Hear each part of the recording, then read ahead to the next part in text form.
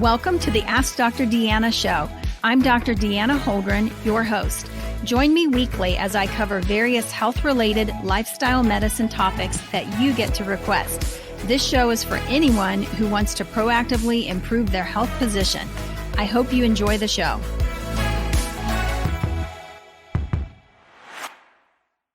Hey, everybody. I'm super excited for you to be with us today. We have a very special guest with us. I get to introduce to you one of my wonderful friends and a collaborator on the Dr. Deanna's Healing Handbook, Dr. Linda Jeffrey. You're going to be so excited to hear from her today. Linda actually received her doctorate of education in curriculum and instruction. She has a Master of Science degree in genetics and a physician assistant degree. She's a researcher, speaker, and author of numerous books and articles, as well as papers. She's a fantastic friend, and she knows her stuff. She's one of the best researchers I have ever known. So I'm excited to have her on today. Welcome, Linda. Thank you. Thank you. It's good to be here. You're welcome. First thing, Linda, first question I wanted to ask, we collaborated recently and we've got the 4th edition of the Healing Handbook coming out, which is really our attempt to just make things simple for people, kind of a roadmap that they can follow, what they can do to stay well. And one of the things that we talk about in there, of course, is diet, what to eat, what not to eat, all of those sorts of things. And I know that you've been doing a lot of research recently. I actually did a podcast, did a show a couple weeks ago on insulin resistance and intermittent fasting. But I would love to hear from you. If you could tell everybody just a little bit of the latest research that you found regarding insulin resistance and intermittent fasting and how that can help people to not only lose weight, but just to feel better in terms of managing chronic issues, chronic diseases, et cetera. Yeah, I would love to talk about that. I am really excited about what I have found, even since the book went to press, about insulin resistance. Insulin is my issue. I had gestational diabetes during pregnancy, and diabetes runs in my family. I've had high blood sugar issues. So it's a personal issue for me as well as a research issue. I have 2 children who are frankly morbidly obese. Let's say it what it is. And I am trying to help them to understand how insulin resistance affects weight loss. And what I have found is, or let me start with my conclusion. How's that? I'll start with my conclusion. I think people should pretend that losing weight is 100% a hormonal issue and 0% a calorie issue. Is that an oversimplification? Only a little bit. So let me explain. Insulin is the traffic cop in your body that tells your body what to do with glucose. So where does the insulin come from that is in your body, and where does the glucose come from that the insulin responds to? Well, the glucose comes from the foods that we eat. And most of our listeners will be familiar with the glycemic index, which tells us how quickly carbohydrates break down into glucose. And we know to avoid those processed foods and simple sugars like table sugar and bread and grains that break down so quickly and overload our system with glucose. When glucose is high in our blood, the pancreas will respond with a dump of insulin. And if we eat a lot of carbs and we very quickly break those carbs down into glucose, then it becomes a vicious cycle where your sugar is high, so your insulin is high, and then your sugar is higher and your insulin is higher. And insulin, as I said, was the traffic cop. So it is going to tell your body what to do with that glucose. It is going to direct some of that glucose to your cells into the mitochondria where it is metabolized for energy. That's a good thing. Then you still have more glucose in your system because you ate a high carb meal. Okay, so what does insulin tell your body to do next? Well, it will say store that glucose as glycogen. So you have a limited amount of storage in your liver and your muscles. So we fill up that storage. Well, we still have too much glucose in the blood. So what happens to that? Well, insulin is the traffic cop, and it says we still have too much glucose. Let's store that as fat. So that is stored around your belly in your fat cells, so that excess glucose becomes belly fat. The problem is when we have chronic high glucose in our blood and high insulin, and that insulin is pushing that glucose into our cells to be metabolized, the cells become less sensitive to that glucose, and we develop insulin resistance, so that our bodies are not able to process that glucose as efficiently. And the statistics on insulin resistance are alarming. It is 50 to 70% of American adults. I believe Dr. Mark Hyman said it could be as much as 90% of American adults have insulin resistance. And that is the root of all these chronic diseases that are skyrocketing in America. I'm talking about heart disease and diabetes and polycystic ovarian syndrome and cancer and dementia and Alzheimer's. All of these have a root in poor insulin management. So what do we do about it? You know, that's where we should get to, because time is of the essence here. What do we do about it? Let's set a goal not to count calories, which slows our metabolism and makes us hungry and miserable to live with.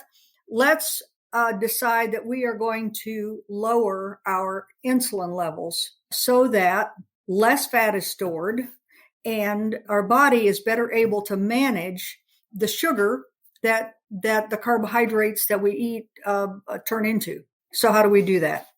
Well, we focus on macros rather than calories. What does that mean? Your macros are your proteins, your carbohydrates, and your fats. So the question is, how does each of those three cause your insulin levels to go up or down? Well, we've already talked about simple carbohydrates. They spike your insulin because they break down very quickly.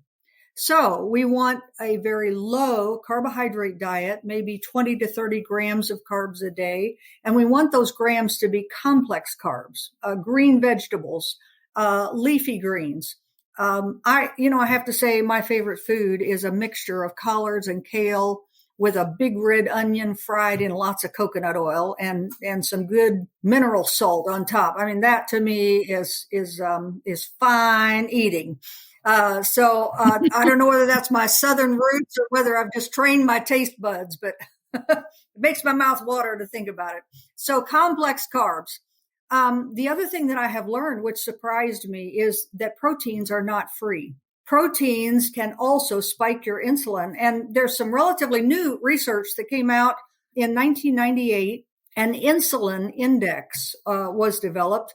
And researchers are starting to look at proteins in particular and how they affect insulin in the body, because they are beginning to realize that insulin is the bottom line for weight loss. So I looked at the insulin index and at different foods that have been measured. One thing that was shocking to me is whey protein. Whey protein will spike insulin faster than white bread. I had never heard that in all of my nutrition research, and I've been at this a decade. Whey protein is the worst protein that you can eat. A pea protein will digest much more slowly and keep that insulin low. And that's the goal, low insulin. We have one goal, manage insulin. That's what's going to bring about weight loss. How about fats? We're looking at proteins, carbs, fats. Fats don't even move the needle of insulin. If I want to keep my insulin really low and I'm really hungry, I may eat half an avocado. That's fats. It's not going to raise my insulin levels noticeably. And then I can wait a longer period of time before I eat again. I love what you said, that weight loss is really more a matter of a hormonal issue rather than a calorie issue.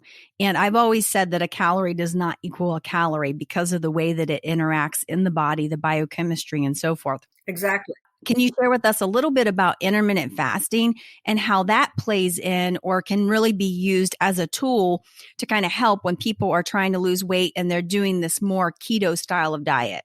When you say fasting, most people who are struggling with weight just go, that's just such a frightening burden to lay on people. So the first thing I want to say is don't do it until it feels good.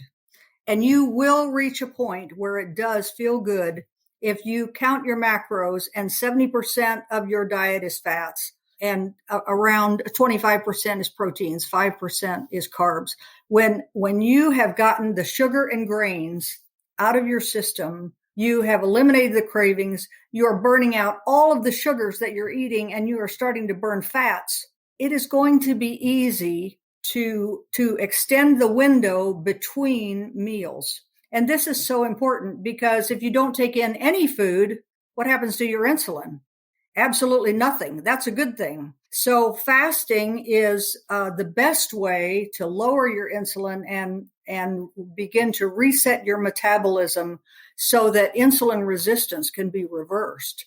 So start with a 12-hour window. If you eat dinner at 6 o'clock in the evening, then fast at least 12 hours. Don't snack at night.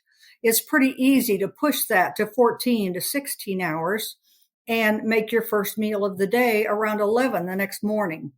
The longer that you wait, we call this intermittent fasting, the longer you can push between meals, the more time your body has to do something besides digestion. Digestion is the focus of your body. If you're eating every 2 or 3 hours, when does your body build new cells and get rid of waste and clean up all of that clutter in your brain and, renew your skin and all of the good things that your body does happen when your body is resting from digestion or resting at night.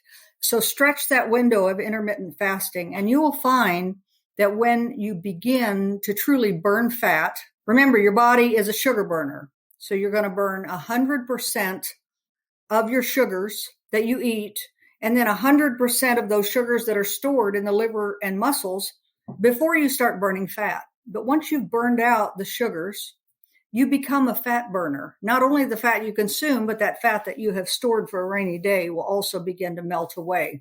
So the goal is to get your insulin to tell your body, not store fat, but burn fat. So we want to become fat burners, and intermittent fasting will greatly speed up that process of bringing your insulin into the normal range and telling your body to burn fat. That's fantastic. And I love that. Moving from a sugar burner to a fat burner. That's the goal.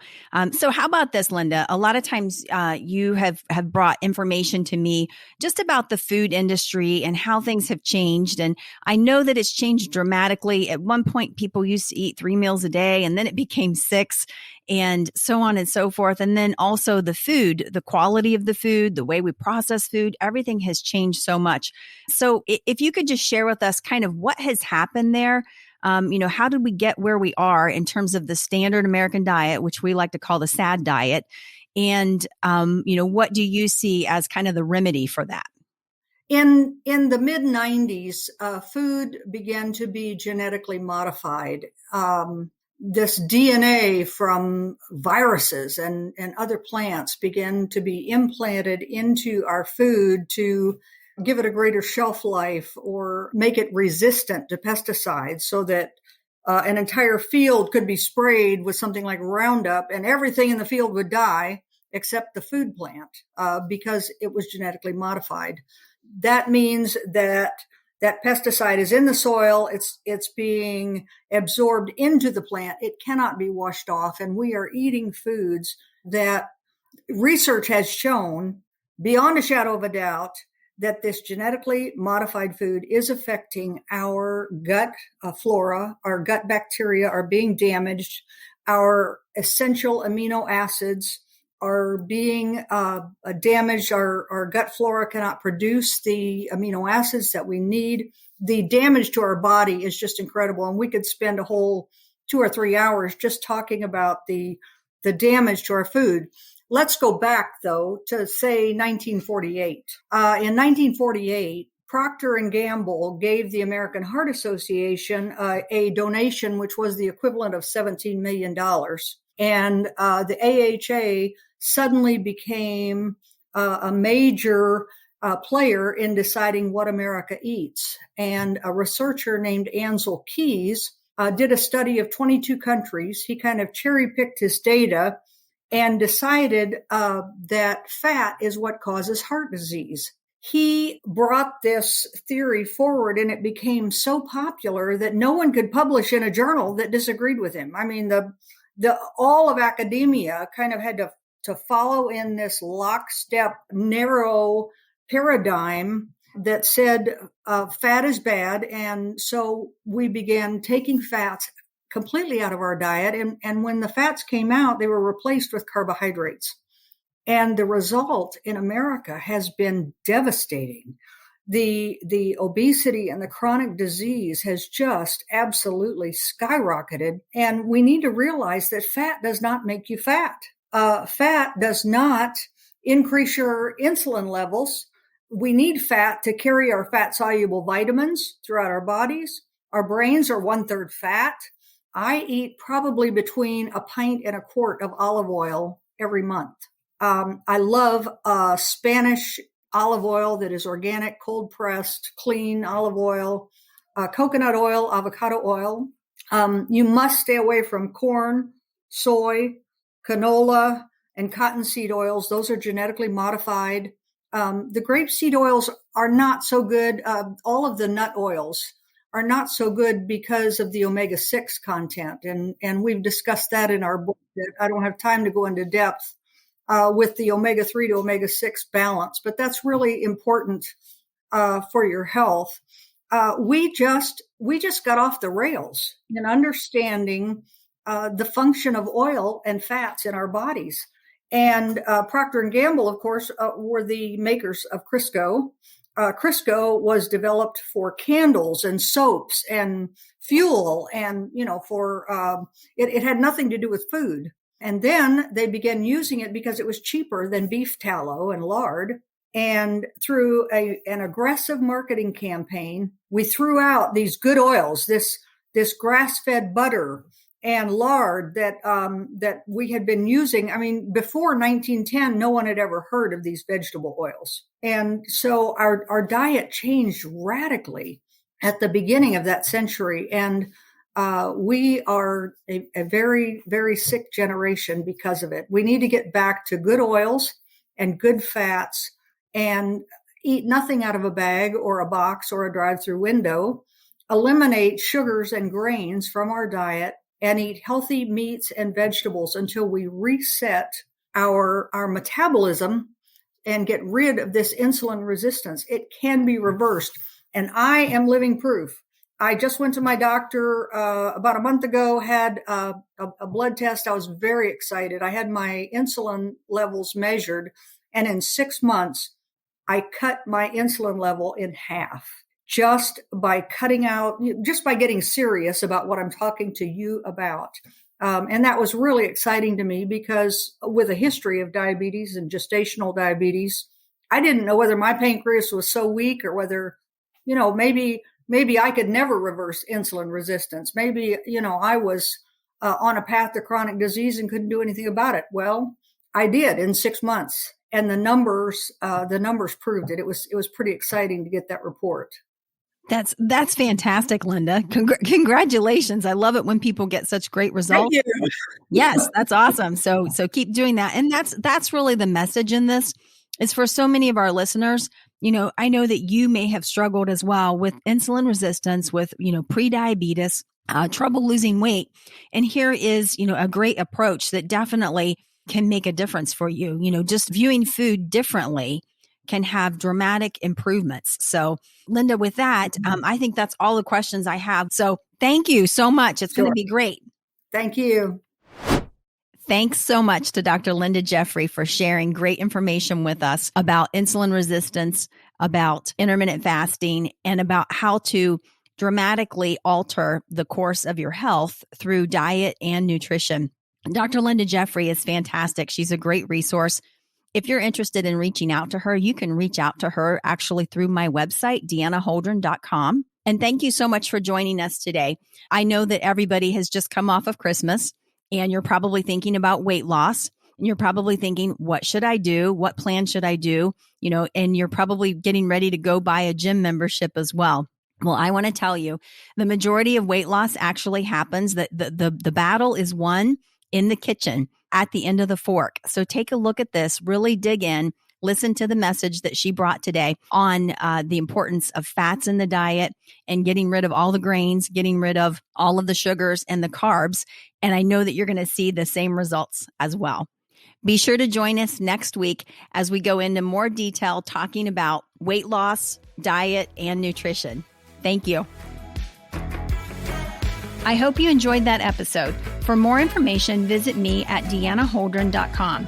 Find me on Facebook, Instagram, and Twitter at Dr. Deanna Holdren. I really want to hear from you, so message me. I love taking your messages and creating topics from them. Please rate, review, subscribe, and share my show with those who have an interest in health and wellness. Thank you for tuning in, and see you next week.